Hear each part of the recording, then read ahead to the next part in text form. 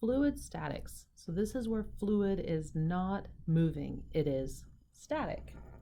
First and most importantly is pressure.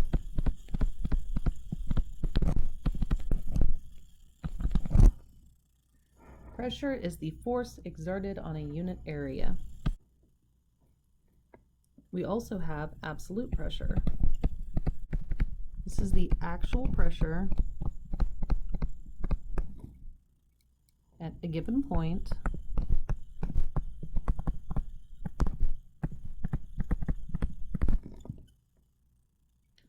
relative to absolute zero.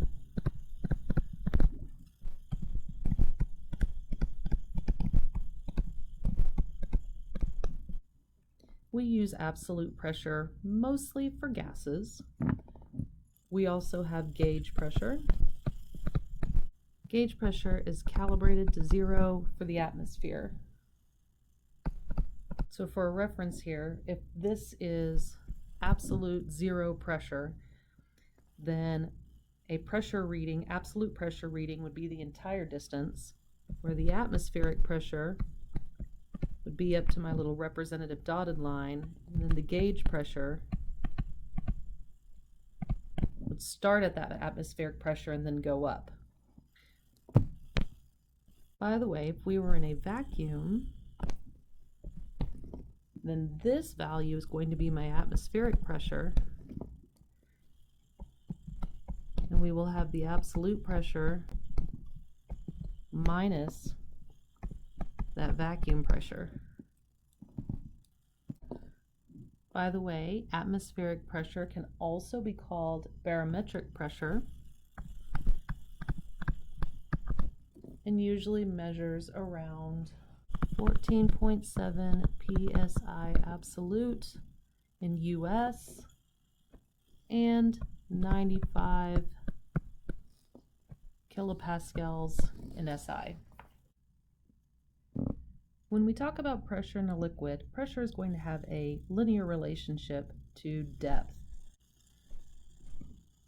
Our pressure is going to change directly with how deep we are in the liquid. Let's say, for example, I have this specimen with some sort of unknown liquid in it, and I measure the pressure at 0.1, 63 kilopascals, and the pressure at 0.2 of 90.2 kilopascals. What's the density of my liquid?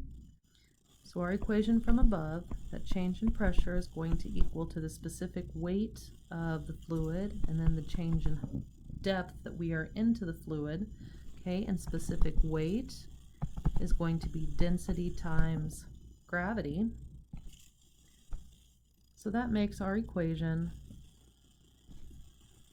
90.2 minus 63, that's our change in pressure, kilopascals is equal to density times gravity of 3.5 meters in depth.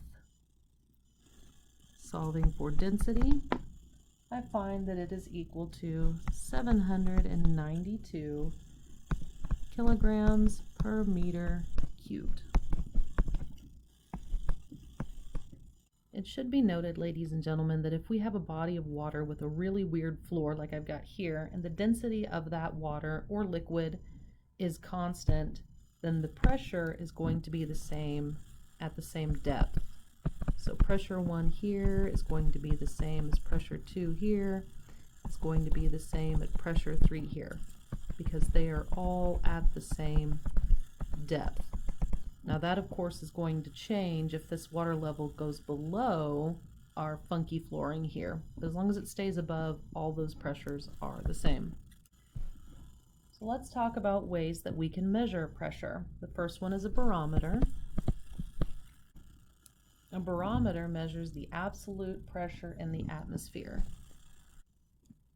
And how does it do that? Well, we've got this open water surface, fluid surface, and we have atmospheric pressure pushing down on that. And we have this closed off tube with some sort of measured diameter.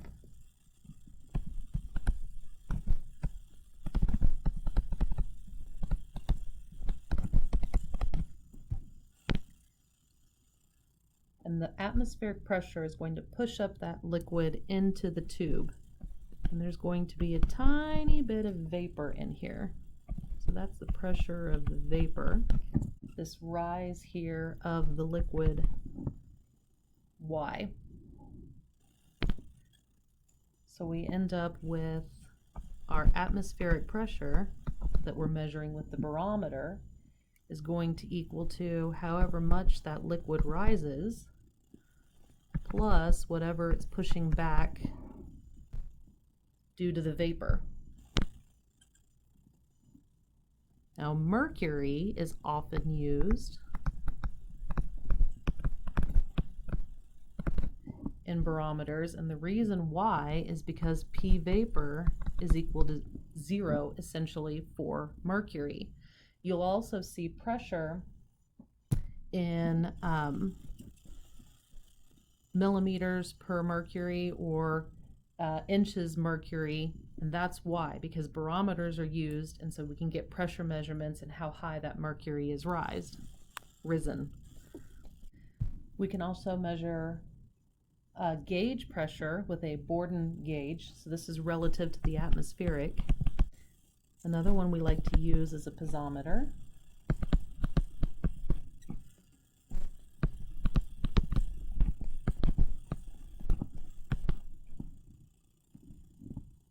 And this one we like to use to measure pressure head. We've got a flowing conduit here. So here is my conduit and my little symbol to show that there's fluid flowing through it. A piezometer is going to be a skinny little tube that is normal to the surface and is going to be measuring the liquid as it flows through the tube. So there it goes flowing, and we're going to have our capillary rise here. So the pressure head is going to be from the center of the pipe to the top of that rise of the liquid, and that height h is going to be whatever the pressure is divided by the specific weight of whatever liquid it is that's flowing through the tubes. Do remember that there is atmospheric pressure acting on this system as well. So if we're looking for the absolute pressure, then that's going to be that pressure that's causing the rise, so it would be gamma H plus the atmospheric pressure also pushing on the system. Let's say I have a 15 centimeter diameter pipe that gasoline flows through, and I've got a piezometer here that is measuring 10 centimeters gasoline up into the pipe. Find the gauge pressure in the pipe. Okay, our solution is that the pressure within the pipe is equal to the pressure that the gas pushes down plus the atmospheric pressure. And this is the absolute pressure in the pipe, so this P is absolute, which is the pressure plus the atmospheric pressure. And we don't want the absolute pressure, we want the gauge pressure. So that means the atmosphere. So the pressure within the pipe is just going to be how much gas is being held up. But remember, that measurement is from the center of the pipe. So this is the H that we need here.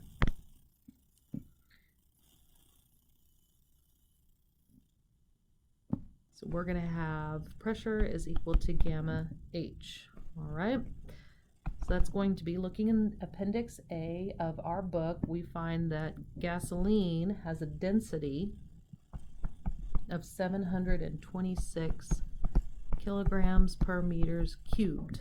I need specific weight, so I'm going to multiply that by gravity, meters per second squared, and then the height that my fluid is being pushed up, my piezometer tube here, which is 10 centimeters plus half that diameter of the pipe, 15 centimeters divided by 2. Now I have kilograms, meters, seconds, and centimeters. So we need to do a conversion here. There are 100 centimeters in a meter. All right. So with all of our numbers here, I do a direct calculation for our gauge pressure within the pipe, which is 1,246 pascals.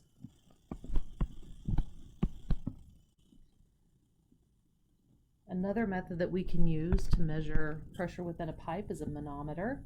And this is a U-shaped tube, not the video watching channel, that measures pressure in a conduit. So here we have our conduit or our pipeline with this blue liquid flowing through it. And I have this red liquid at the base here that has been moved this distance h. That is our manometer reading. If we are analyzing our manometer system, first we're going to remember that change in pressure is equal to the specific weight times the change in height. 2, we're going to be cognizant of directionality.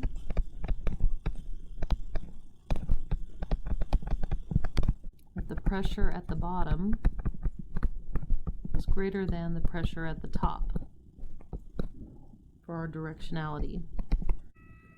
And the third is that 2 points at the same elevation in a continuous static fluid are equal in pressure. So these 3 things we want to remember when analyzing a manometer. So if I've got a container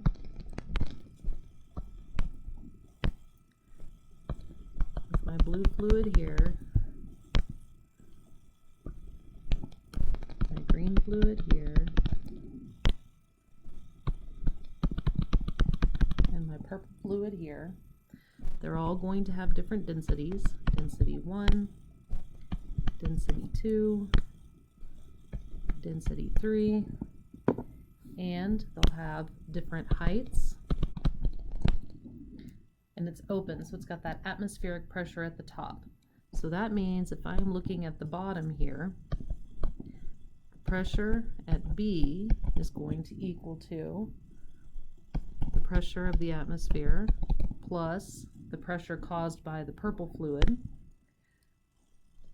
rho 1 GH1, plus the pressure caused by the green fluid, rho 2 GH2, plus the blue fluid,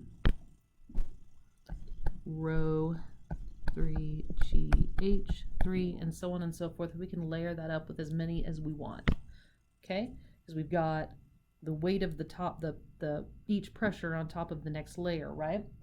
So our pressure can be generalized to be the atmospheric pressure plus the sum of each density, gravity, and height of the fluids.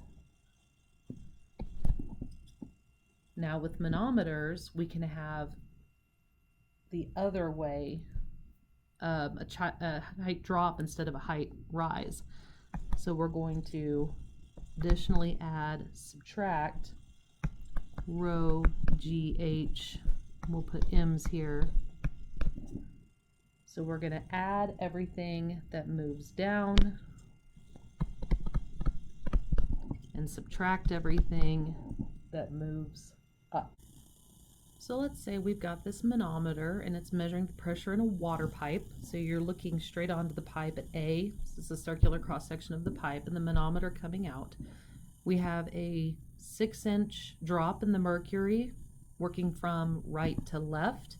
And then we have an 8-inch drop in the water from the mercury. We want to find the absolute pressure in conduit A. For the record, if we don't specify absolute pressure, then you can just assume gauge pressure. That's okay. So our solution is the manometer equation.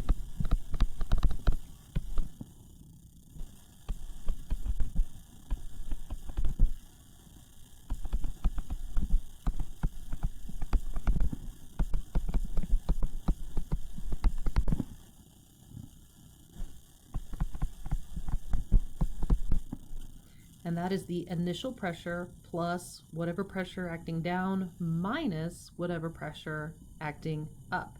So again, I'm working from right to left because I want to start with that atmospheric pressure. We can work from left to right, but I don't know the initial pressure in the water, so that's the point that I am working to, so I'm going to start to the right. So my initial pressure, so pressure at A is going to equal to atmospheric pressure, plus, because I'm dropping down 6 inches in the mercury, so my density of the mercury is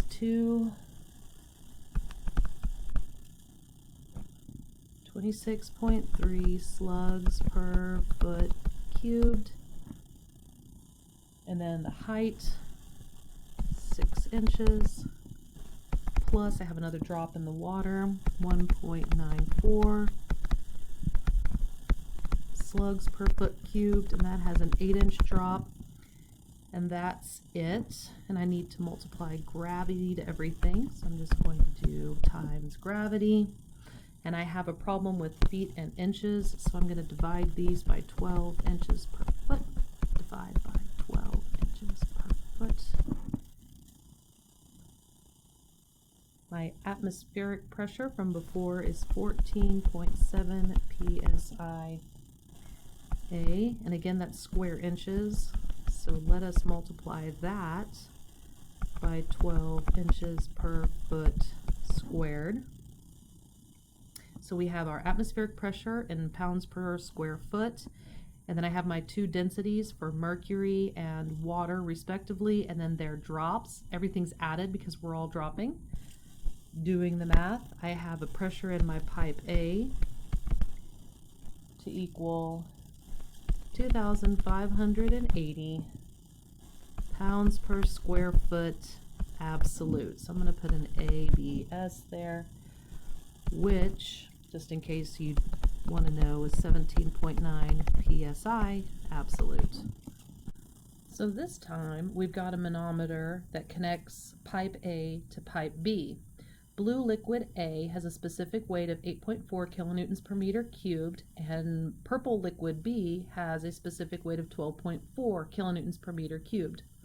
The manometer liquid is mercury, and I've got my distances here between everything. Find the difference in pressure from A to B. Our solution is going to start with the manometer equation again. So A to B, so that means we're going to start at A, so I'm going to finish with pressure at B is equal to pressure at A plus everything that goes down, rho GH down, and then minus everything that goes up, rho GH up.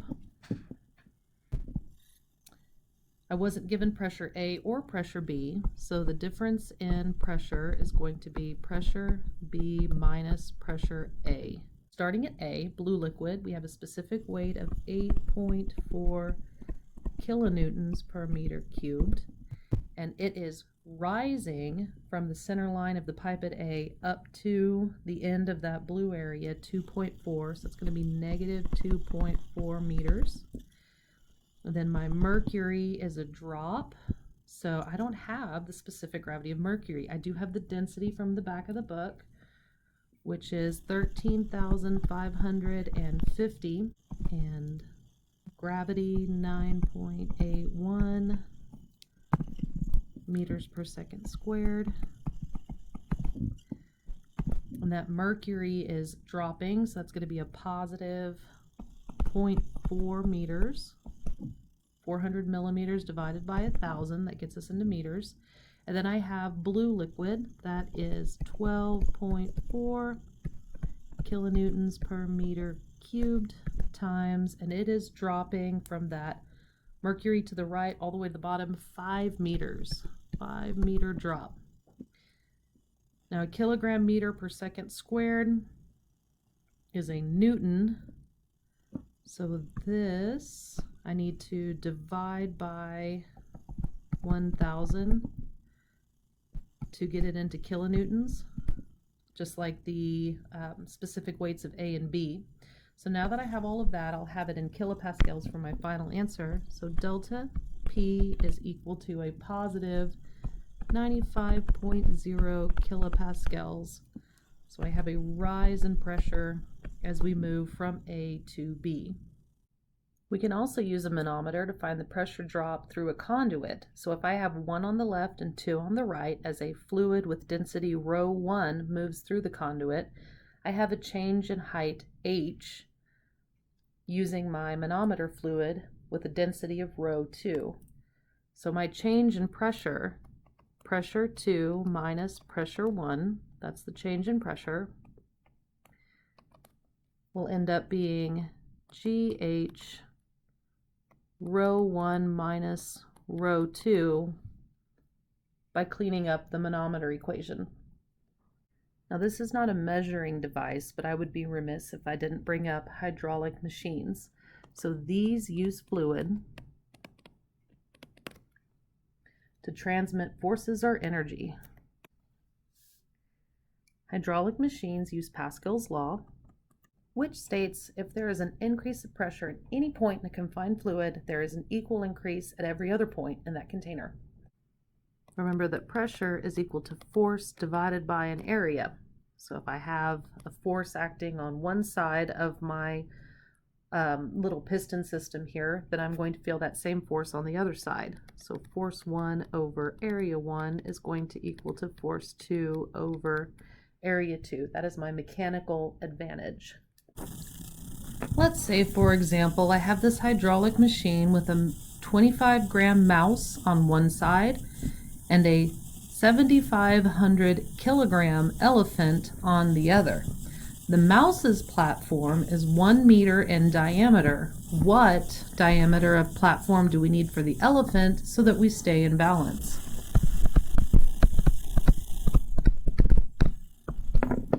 Using Pascal's law, we have force mouse over force elephant needs to equal the area that the mouse is on over the area the elephant is on. Area for a circular platform is pi over 4d squared. And those pi over 4s are going to divide out. So we're left with the force of the mouse over the force of the elephant is equal to the diameter of the mouse's platform squared divided by the diameter of the elephant's platform squared. So the force of the mouse is going to be 25 grams times gravity all over the elephant, 7,500 kilograms times gravity, and that is going to equal to the diameter of the mouse's platform, which we have as 1 meter, squared divided by the diameter of the elephant's platform squared. Gravity is also going to divide out, and I solve for the elephant's platform diameter to be 548 meters. So it is possible, even if it's not feasible.